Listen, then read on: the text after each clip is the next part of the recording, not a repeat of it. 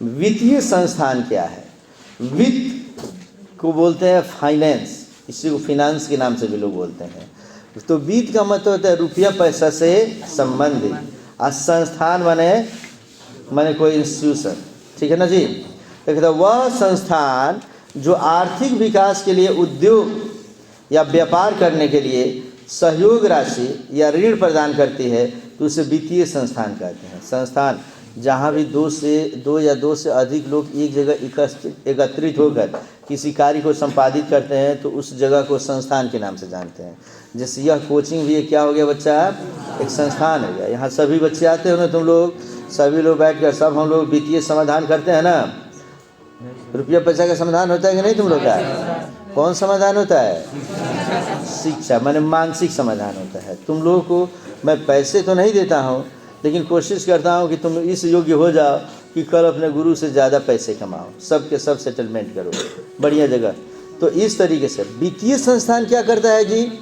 वह संस्थान जो आर्थिक विकास के लिए माने रुपया पैसा के डेवलपमेंट के लिए उद्योग या व्यापार करने के लिए सहयोग राशि या ऋण प्रदान करती है।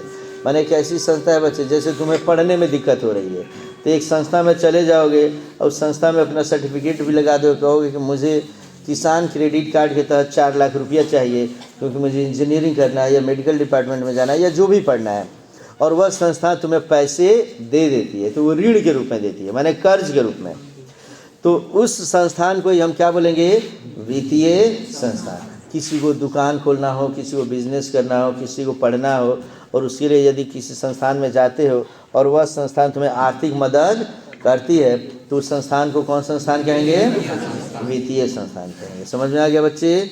अर्थात वह संस्थान जो हमें आर्थिक विकास के लिए, व्यापार या उद्योग करने के लिए कुछ पैसे उधार देती है तो उसे वित्तीय संस्थान या बैंक कहते हैं। वित्तीय संस्थान में मुख्य तौर पे सामान्य भाषा में क्या बोलेंगे हम लोग? बैंक। तो बैंक का पहला काम क्या हो गया? ज़रूरत पड़ने पर आर्थिक सहयोग देना, ऋण देना, उद्योग के लिए ऋण देना, काम दुकान करने के लिए ऋण देना, पढ़ने के लिए ऋण देना, ये सब काम कौन करती है?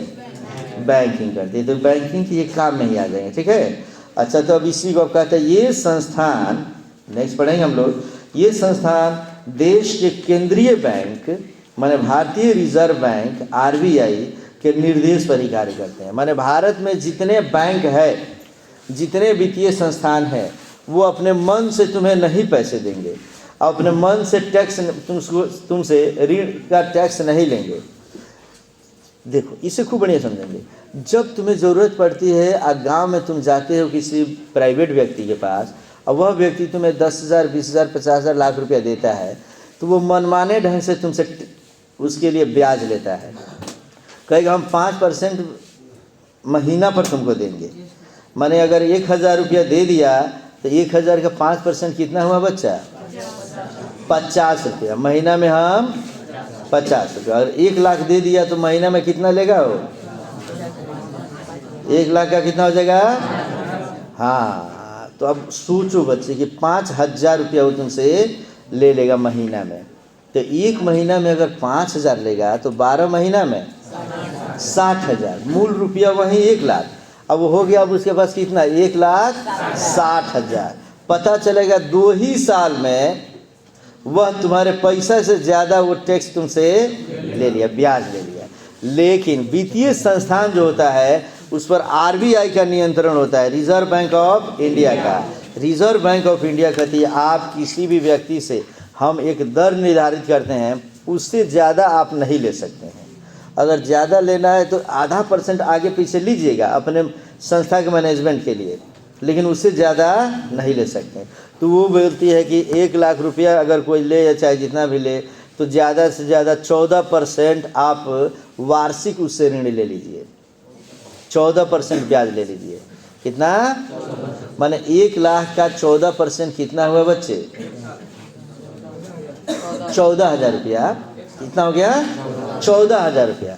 तो 1 साल में बैंक तुमसे कितना ऋण लेती है, ब्याज लेती है?